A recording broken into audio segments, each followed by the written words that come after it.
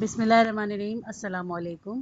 یہ کاشانہ بصیرت کا چینل ہے اور آپ جو کتاب سماعت فرما رہے ہیں اس کا نام ہے 6 تقریریں توحید کے موضوع پر، آیت اللہ سید علی خامنائی کی، ترجمہ مولانا ساجد حسین مہدوی۔ آئیے سنتے ہیں اس کا پارٹ نمبر 6، تیسری تقریر، خدا پر منحصر عبادت و اطاعت، صفحہ نمبر 70۔ بسم اللہ الرحمن الرحیم۔ ہنالک تبلو کل نفس ما اسلفت وردوا الی اللہ موالہم الحق وضل عنہم ما کانوا یفترون۔ قل من یرزقکم من فی السماء والارض امن یملک السمع والابصار ومن یخرج الحی من المیت ویخرج المیت من الحی ومن یدبر الامر فسیقولون اللہ فقل افلا تتقون۔ سورہ یونس آیت نمبر 10، سورہ یونس آیت نمبر 30 اور 31۔ توحید ایک شناخت، جیسا کہ ہم نے عرض کیا، قرآن میں بحث توحید بہت طویل اور تفصیلی بحث ہے۔ یہ کہا جا سکتا ہے کہ طویل ترین اور تفصیلی ترین بحث جو پورے قرآن میں پیش کی گئی ہے وہ بحث توحید ہے۔ یعنی بحث توحید کی بھی اپنی تمام تر طلالت اور واقعات اور انبیاء علیہ السلام کے حالات جو بعض موارد میں عبرت حاصل کرنے کے لیے نقل کیے گئے ہیں، بعض موارد میں توحید وجود خدا خصوصاً شرک کی نفی کے سلسلے کے بارے میں مختلف انداز سے جو انحصار کیا گیا ہے، اس کی قرآن کریم میں کوئی مثال اور نظیر دکھائی نہیں دیتی، نہ لحن کلام کے اعتبار سے، نہ تعداد آیات کے اعتبار سے۔ اگرچہ بحث کی وسعت کے مناسبت سے توحید کے حوالے سے مسائل کی تعداد بھی بڑھتی جاتی ہے، ہم یہاں پر صرف چند مسائل کو آیات کی دلیل کے ساتھ بیان کریں گے، نہ کہ ان تمام مسائل کو جو توحید کے بارے میں یا توحید سے متعلق پیش کیے جا سکتے ہیں۔ ہم یہ سمجھتے ہیں کہ اگر ہم یہ بات قبول کر لیں کہ توحید ایک نظریہ ہونے کے علاوہ، ایک حقیقت سے ملنے والے ادراک کے علاوہ ایک ایسی شناخت ہے جو موجد عمل اور زندگی ساز بھی ہے، یہ وہ تعبیرات ہیں جو گزشتہ چند ایام میں کسی حد تک واضح اور ثابت ہو چکی ہیں۔ اگر ہم یہ قبول کر لیں کہ توحید ایک ایسا عقیدہ ہے جس کے اندر عہد و پیمان اور مسئولیت بھی پوشیدہ ہے، تو ہمیں اس عہد و پیمان کو تلاش کرنا ہوگا، اس ذمہ داری کو جو توحید کے ساتھ لپٹی ہوئی ہے اور درج شدہ ہے، اور ایک ایک کر کے جملے اور فصل کو ہر ایک کو ایک عنوان بنا کر قرآن یا دوسرے اسلامی منابع یعنی سورسز کے اندر، یعنی قرآن و حدیث کے اندر انہیں ڈھونڈنا اور تلاش کرنا ہوگا۔ ان برادر اور خواہران سے میری گزارش ہے جن کے ذہن میں بحث کا سیاق و سباق محفوظ ہے، اور میرا خیال ہے کہ تمام برادران خواہر یا ان کی اکثریت ایسی ہی ہوگی کہ وہ غور کریں گے جو الفاظ اور تعبیرات میں استعمال کر رہا ہوں۔ میری کوشش ہوتی ہے کہ یہ تعبیرات نپی تلی ہوں، کوشش کریں کہ انہیں درست طور پر ذہن نشین کر لیں، اور جو بات ہماری نظر میں ہے اس پر بھروسہ کیا جائے اور تأمل اور تدبر سے کام لیا جائے۔ بات یہ ہے کہ اگر توحید ایک ایسا عقیدہ ہے جو اپنے ساتھ اس عقیدے پر اعتقاد رکھنے والوں کے لیے ایک عہد و پیمان اور ایک ذمہ داری لے کر آتا ہے، تو پھر سمجھنا ہوگا، جاننا ہوگا کہ آخر یہ ذمہ داری اور یہ عہد و پیمان کیسا ہے۔ کیا یہ ذمہ داری اسی قدر ہے کہ ہم زبان سے یا دل سے اور فکر کے انداز اس عقیدے کو قبول کریں، یعنی کیا صرف اعتقاد رکھنا ہی ذمہ داری ہے، یا اس ذمہ داری کا احاطہ فکر اور دل کی حدود سے باہر نکل آتا ہے اور انفرادی اعمال کے اعتبار سے، مثلا موحد انسان کے شانوں پر ذمہ داریوں کا ایک سلسلہ توحید کے تقاضے کے طور پر موجود ہوتا ہے۔ منجملہ یہ کہ نماز پڑھے یا کہ ہر کام کے آغاز و انجام میں اللہ کا نام لے، یا مثلاً بھیڑ کو ذبح کیے جانے والے جانور کو خدا کا نام لیے بغیر ذبح نہ کرے، اسی قسم کی اور چیزیں، تو کیا انہی حدود میں ذمہ داریاں ہیں یا نہیں؟ جو ذمہ داری توحید کی ایک محد شخص یا ایک محد معاشرے کو دیتی ہے، اس میں ایک معاشرے کے اہم ترین، کلی ترین، بزرگ ترین، ابتدائی ترین اور بنیادی ترین مسائل شامل ہیں۔ مثلاً کس قسم کے؟ توحیدی معاشرہ، حکومتی، اقتصادی، بین الاقوامی تعلقات کے حوالے سے لوگوں کو ایک دوسرے کے ساتھ تعلقات کے یہ اہم ترین بنیادی حقوق ایک معاشرے کو چلانے میں اور اس کی حیات کے لیے ہیں۔ ہمارا عقیدہ ہے کہ توحیدی ذمہ داری اور مسؤولیت یا محیط کے شانوں پر آتی ہے، وہ ایک معاشرے کی بنیادی حقوق اور بنیادی ذمہ داریوں کے حوالے سے ہیں۔ ایک جملے میں اس بات کو بیان کروں گا تاکہ پھر ہم زیادہ باریک اور فروعی یا زیادہ مشخص اور زیادہ جزوی مسائل میں داخل ہو جائیں۔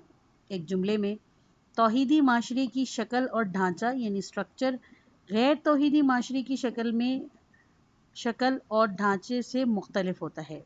ایسا نہیں ہے کہ اگر توحیدی معاشرے کے اندر ایک قانون نافذ ہوتا ہے، پھر وہ قانون یا اس جیسے 10 قانون کسی غیر توحیدی معاشرے میں نافذ ہو جائیں تو وہ بھی توحیدی معاشرہ ہے۔ نہیں، توحیدی معاشرے کا طول و عرض، اس معاشرے کے اجزاء کی باہمی تشکیل، اس معاشرے کے عمومی اجزاء جو توحید، یکتا پرستی اور یکتا گرائی کی بنیاد پر قائم ہوں، اس معاشرے سے بالکل مختلف ہوتے ہیں جو اس سے ہٹ کر ہوتی ہے۔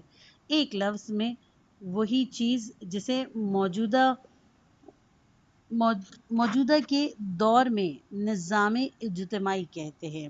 توحیدی معاشرے کا اجتماعی نظام، اجتماعی سسٹم اور اجتماعی شکل ایک ایسی چیز ہے جو غیر توحیدی معاشرے سے پورے طور پر مختلف و جدا اور شاید متضاد و متعارض ہے۔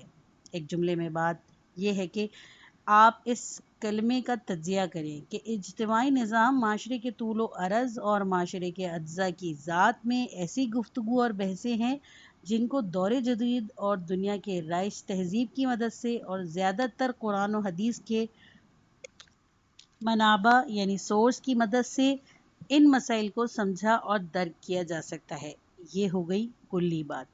اب زیادہ جزیات اور زیادہ خصوصیات اور زیادہ مشخص کر کے عرض کرتے ہیں۔ ہم توحید کو ایک ایسی قرارداد کی شکل پہ پیش کرتے ہیں جس کے کچھ نکات ہیں۔ ہم اس قرارداد کے نکات کو ایک ایک کر کے بیان کریں گے۔ توحیدی قرارداد کے نکات کیا ہیں؟ جس طرح دو گروہوں، دو محاذوں، دو آدمیوں کے درمیان مختلف مذاکرات کے بعد لازم اجرا معاہدہ ایک قرارداد کی صورت میں سامنے لایا جاتا ہے، دنیا کے موحدین بھی اپنے پروردگار کی جانب سے، خدا توحید کی جانب سے ذمہ دار ہیں کہ اس قرارداد پر عمل کریں۔ اس قرارداد کا پہلا نقطہ آج کی آیت میں واضح ہو جانا چاہیے۔ اصول توحید کے مطابق انسانوں کو یہ حق حاصل نہیں ہے کہ وہ خدا کے علاوہ کسی بھی شخص یا کسی بھی چیز کی بندگی یا اطاعت کرے۔ یہ تو توحیدی قرارداد کا پہلا اصول ہے۔ البتہ یہ جو ہم نے کہا کہ کسی بھی شخص اور کسی بھی چیز، تو اس کا مفہوم بہت وسیع ہے۔ دیکھیے بندگی اور اطاعت کن مقامات پر صادق آتی ہے۔ سورہ یاسین 32 آیت نمبر 20۔ ترجمہ: اولاد آدم، کیا ہم نے تم سے اس بات کا عہد نہیں لیا تھا کہ خبردار شیطان کی عبادت نہ کرنا؟ شیطان ایک وسیع مفہوم۔ کیا میں نے تم سے یہ عہد نہیں لیا اور یہ پیمان نہیں باندھا، اے اولاد آدم، کہ شیطان کی عبادت نہ کرنا؟ شیطان کی بندگی اور شیطان کے بارے میں مختلف بحثوں کے دوران ہم نے وضاحت کی ہے، شیطان صرف ابلیس ہی نہیں ہے یا کوئی ایسی پوشیدہ اور خفیہ چیز نہیں ہے جو دکھائی نہیں دیتی، ہاتھ سے ہم اسے چھو نہیں سکتے انسان کی زندگی کے ہر حصے میں ممکنہ طور پر آ سکتی ہے، صرف یہ نہیں ہے۔ شیطان ایک وسیع چیز ہے، ایک عام مفہوم۔ شیطان یعنی اس کے وجود سے باہر موجود ایسی طاقتیں جو شرانگیز اور شر آفرین ہوں۔ شرانگیز طاقتیں، لیکن ایسی طاقتیں خود انسان کے وجود کی حدود سے خارج ہوں، یہ ہو جائے گا شیطان۔ جیسا کہ اگر نفس جو کہ شیطان کا ساتھی ہے، شیطان کا نوکر ہے، اس کا ایجنٹ ہے، اس کا آلۂ کار ہے، کی تعریف کرنا چاہیں تو اس طرح سے تعریف کر سکتے ہیں کہ انسان کے اندر موجود شرانگیز اور شر آفرین طاقتیں، نفس اور شیطان، نفس امارہ اور شیطان، یہ اندر سے اور وہ باہر سے، یہ دونوں فساد پیدا کرنے والی طاقتیں ہیں، شر پیدا کرنے والی طاقتیں ہیں، انحراف اور انحطاط پیدا کرنے والی طاقتیں ہیں۔ شیطان یعنی ہر وہ چیز جو تمہارے وجود سے باہر اور تمہارے راستے میں خلل ڈالتی ہے، شر پیدا کرتی ہے، آگ لگاتی ہے، راستے کا کانٹا بن جاتی ہے، راستے کا بھیڑیا یا راہزن بن جاتی ہے، یا بھیڑیوں اور راہزنوں کو پیدا کر دیتی ہے، یہ شیطان ہے۔ آیت قرآن کریم کی تلاوت و تدبر کے اسی سلسلے میں جب پیغمبری اور نبوت سے متعلق بحثوں کے دوران ہم پہنچیں گے تو اس آیت کا انشاءاللہ آپ کے لیے ترجمہ کریں گے۔ تمام انبیاء علیہ السلام جو پروردگار کی جانب سے مابعوث ہوئے ہیں ان کے دشمن تھے شیطان جن و انس میں سے۔ ریفرنس نمبر 1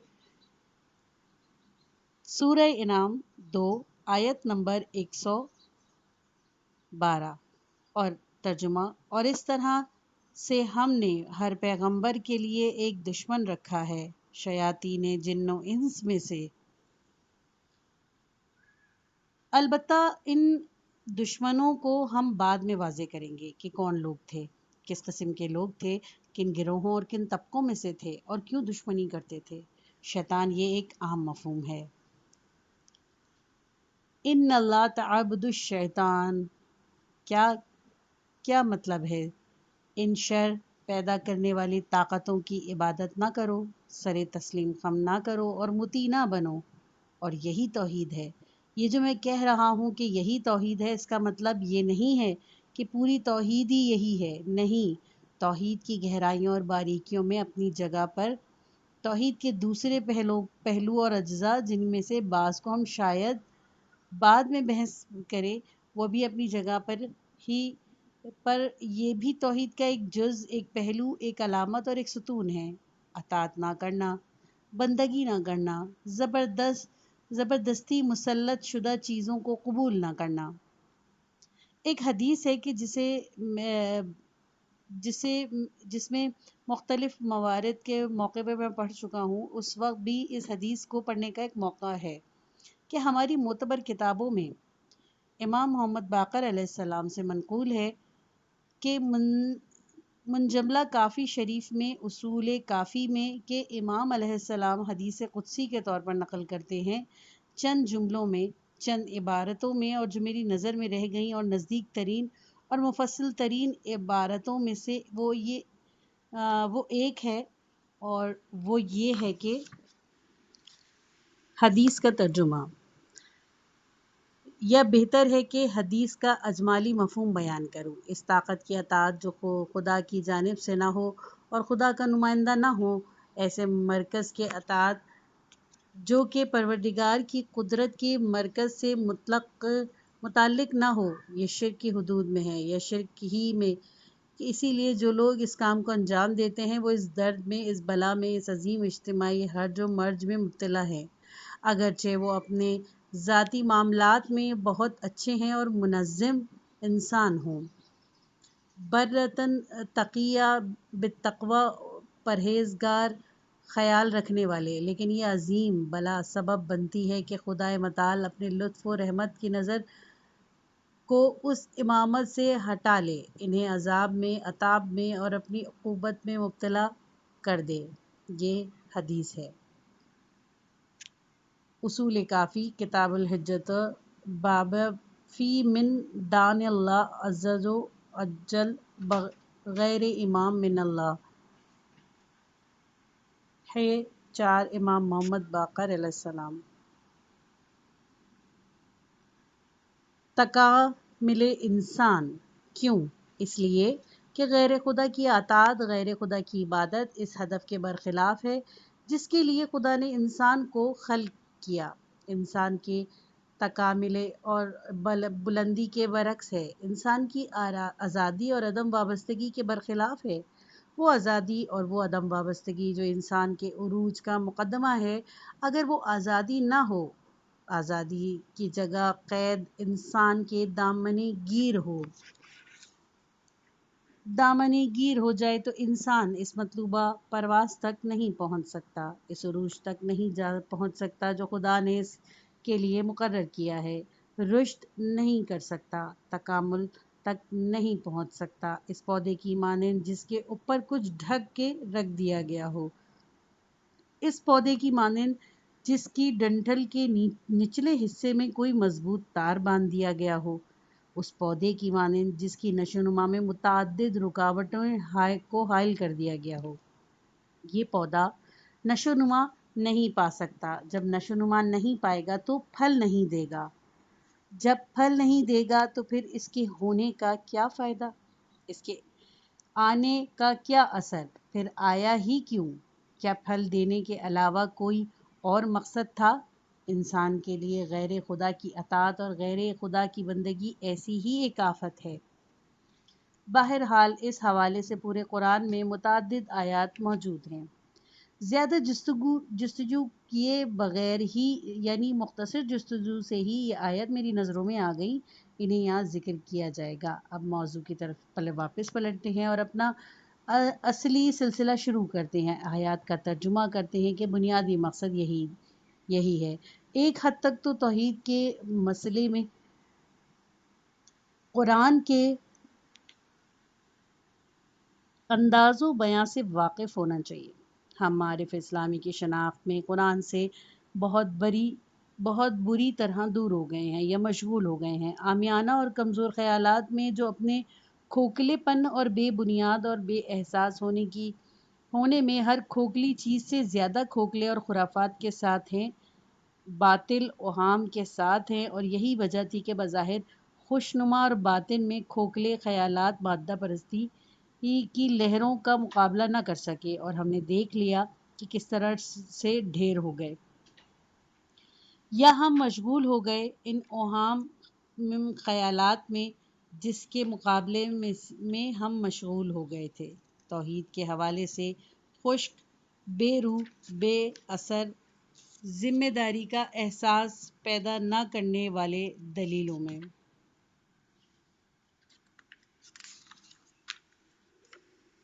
توحیدی معاشرے کی تشکیل۔ کس قدر خشک اور بے اثر فلسفی بحثیں، دیکھ لیجئے کہ توحید کے بارے میں متکلمین، ماہرین عقائد نے کس قدر بحثیں کی ہیں، اور یہ بحثیں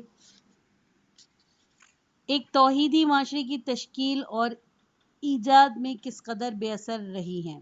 اگر اس مسئلے پر جو زندگی سے متعلق ہے 100 سال بحث کی جائے تو کیا یہ ممکن ہے کہ 100 سال بعد زندگی میں کوئی ایک اثر بھی نہ چھوڑے؟ سینکڑوں سال خشک اندازی سے، ظاہری لحاظ سے خوشنما اور باطنی اعتبار سے بے روح، مجرد، خالی، حقیقی اور بیرونی دنیا کے ساتھ تعلق سے خالی انداز سے بحث کرتے رہے ہیں۔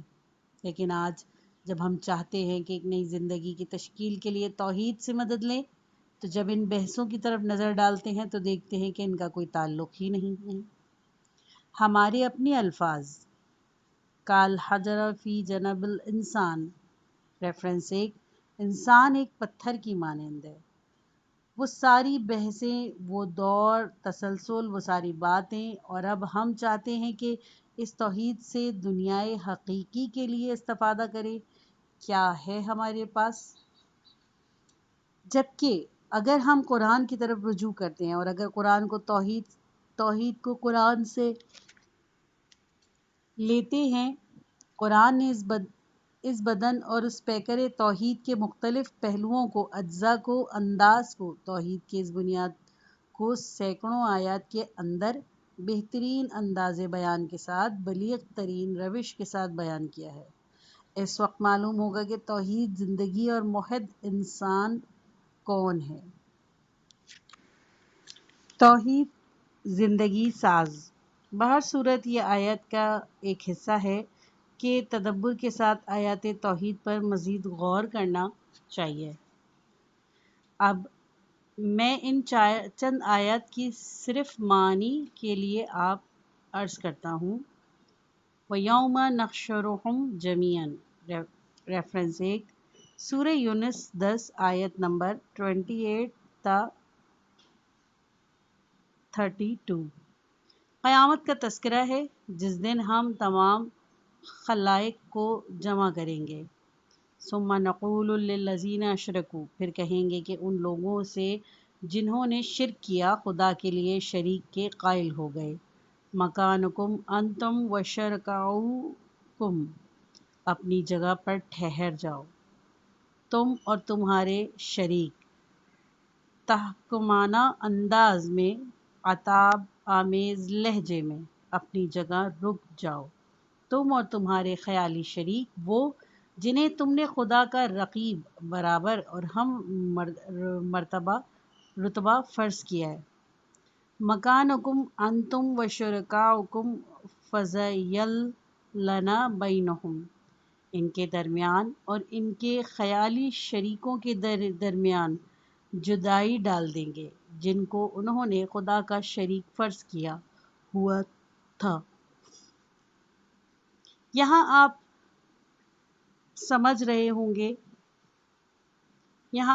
رہے ہیں بہت عام اور سطحی نگاہ سے کہ یہ شریک جنہیں خدا کے ساتھ شرکت کے لیے انتخاب کیا گیا، قیامت میں اس حقیقی بے جان حبل، ریفرنس نمبر 2، حبل کعبہ میں رکھا گیا ہوا ایک بت جس کی قبل از اسلام لوگ پرستش کیا کرتے تھے، حبل سے ہٹ کر ہیں۔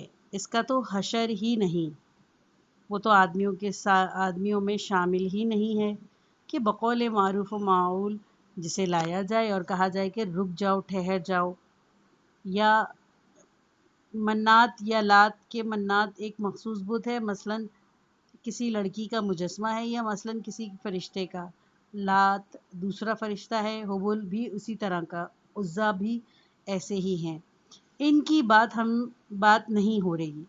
روم و یونان کے فلاں بت خانے کے فلاں مجسمے کی بات نہیں ہو رہی۔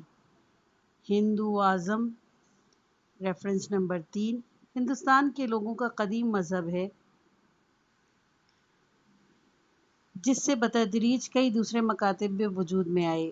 تناسب پر اعتقاد، معاشرتی زندگی، شادی بیاہ کے معاملات، اجتماعی طبقات نظام پر عمل، اسی طرح سے زندہ اشیاء جیسے گائے کا احترام اس مذہب کے بعض اصول ہیں۔ ہندوازم کی سرزمین کے بچڑوں کی بات نہیں ہو رہی،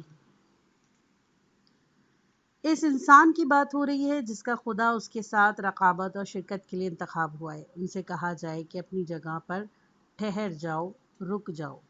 پہلا عتاب آمیز کلام جو قیامت میں خدا کے علاوہ دوسرے معبودوں کی طاقت کی نفی کرتا ہے وہ یہی ہے، رک جاؤ، دیکھیے قیامت میں اس کا کیا اثر ہوگا۔ ہم سے یوں کہا جا رہا ہے کہ جیسے خدا کے لیے رقیب کے طور پر تصور کیا تھا اس عرب مشرک نے یا عجم مشرک نے، خواہ ایرانی ہو، خواہ رومی ہو، خواہ حبشی ہو، خواہ ہندی یا مصری ہو، جس کو بھی خدا کے لیے رقیب سمجھ رکھا تھا اور اسے خدا کے رقیب اور شریک کے طور پر منتخب کیا ہوا تھا، قیامت میں اس کا یہ حال ہوگا، اور وہ اس کے پیروکار اللہ کے اشارے پر ایک عتاب آمیز اور قہر آلود خطاب پر ایک طرف رک جائیں گے۔ فَزَيَّلْنَا بَيْنَهُمْ، اور ہم ان کے درمیان جدائی ڈال دیں گے۔ وَقَالَ شُرَكَاؤُهُم إِن كُنتُمْ ایانا تعبدونا، خیالی شریک اور رقیب پوری ڈھٹائی کے ساتھ اپنے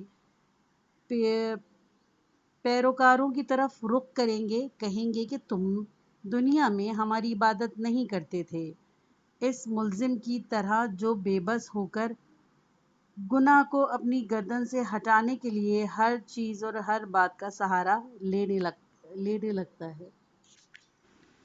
جیسا کہ پچھلی بحث میں اس مکالمے میں کہ میرے خیال میں جس کی گزشتہ آیات میں گفتگو کی گئی تھی، اور اسی طرح سے دوسرے مکالمات میں جو قرآن میں ہے، وَقَالَ الَّذِينَ اسْتَضْعِفُوا لِلَّذِينَ اسْتَكْبَرُوا بَلْ مُكَرُّ اللَّيْلِ وَالنَّهَارِ، ریفرنس نمبر 1، جو لوگ زیر دست تھے اور وہ برتری رکھنے والوں سے کہیں گے یہ تمہاری دن رات کی مکاریاں تھیں، سورہ سبا 34 آیت نمبر 33۔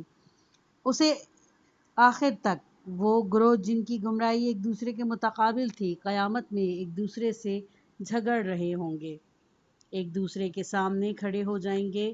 جس نے خدا کے ساتھ شرک کیا اور خدا کے لیے شریک قرار دیا، وہ چاہے گا کہ شریک کا گریبان تھام لے اور اسے زمین پر دے مارے، کہے گا کہ میں نے تجھے خدا کی جگہ قبول کیا تھا اور اب اس مصیبت سے دوچار ہو گیا ہوں۔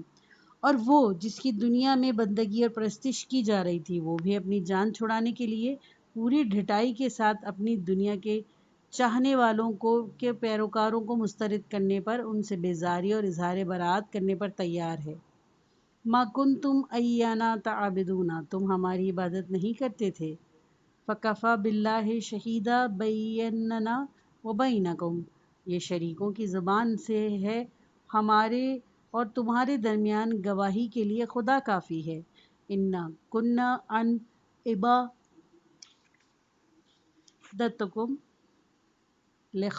لغافلین، کہ ہم تمہاری پرستش سے غافل تھے، ہماری توجہ ہی نہیں تھی کہ تم لوگ ہمیں عبادت اور بندگی کی نظر سے دیکھتے ہو۔ یہ ان شریکوں کا کلام ہے۔ ہنالک تبلو کل نفس ما اسلفت، اس وقت ہر شخص اپنے گزشتہ اعمال کا امتحان کرے گا۔ یہ وہ مقام ہے کہ ہر نفس ہر انسان کو آزمائے گا، اس چیز کو جو وہ پہلے سے انجام دے چکا ہے، وہ کام جو دنیا میں انجام پا چکے ہیں۔ وہاں انسان کے اپنے ہاتھوں کی آزمائش کیے جائیں گے۔ ہنالک تبلو کل نفس ما اسلفت، وہاں پر آزمائے گا ہر نفس اس کو جسے وہ پہلے انجام دے چکا ہوگا۔ وَرَدُّوا إِلَى اللَّهِ مَوَالَاهُمُ الْحَقَّ، پلٹا دیے جائیں گے سب لوگ اپنے خدا کی طرف سے جو ان کا حقیقی آقا، مولا اور سرپرست ہے۔ وَضِلَّ عَنْهُمْ مَا كَانُوا يَفْتَرُونَ، جو باتیں وہ افطرا اور بہتان کے طور پر بولتے ہیں ان سے گم ہو جائیں گی۔ جو چیزیں بھی غیر خدا کی اطاعت کے لیے انسان کے لیے دل میں ایک محرک کے طور پر تھیں، وہ فراموش ہو جائیں گی۔ وہ سب چیزیں جو غیر خدا کی عبودیت کے لیے ایک بہانے اور عذر کے طور پر انسان کے دل میں تھی، اور وہ سمجھتا تھا کہ قیامت میں یہ اس کے لیے ایک حربہ ہوگا، انسان کے ہاتھ سے لے لی جائیں گی۔ انسان کبھی کبھار اس مقصد کی خاطر اپنے شرک کے لیے کوئی بہانہ گھڑ لے اور کوئی عذر تراش کر لے، طرح طرح کی باتیں سوچنا اور خیال میں لاتا ہے اور اپنے طور پر کوئی بہانہ گھڑ لیتا ہے۔ شرعی اور مناسب عذر تراش لینا، روز قیامت جو کہ عدل و انصاف کا دن ہے، ابھی انسان کو ایک ایک کر کے گننا چاہتا ہے کہ 1 2 3 4 5، اور دیکھتا ہے کہ کچھ بھی نہیں ہے، سب بیکار ہے، سب ناکارہ ہے، سب باطل۔ وَضِلَّ عَنْهُمْ مَا كَانُوا يَفْتَرُونَ، آیت کے معنی ہیں: دوسرا احتمال، انسان دنیا میں اپنے لیے سہارا اور تکیہ گاہیں فرض کر لیتا ہے وہی جن کی عبادت کرتا ہے، وہی جن کی اطاعت و بندگی کرتا ہے، اس سے اطمینان پر ہوتا ہے۔ لیکن قیامت کے دن یہ سب اطمینان اور اعتماد حامی اور سہارے اس کی شانوں سے کوئی بوجھ دور نہیں کریں گے۔ بیچارہ وَضِلَّ عَنْهُمْ مَا كَانُوا يَفْتَرُونَ۔ یہ پارٹ ختم ہوا۔ کتاب کا اگلا حصہ سننے کے لیے نیکسٹ پارٹ سنیے۔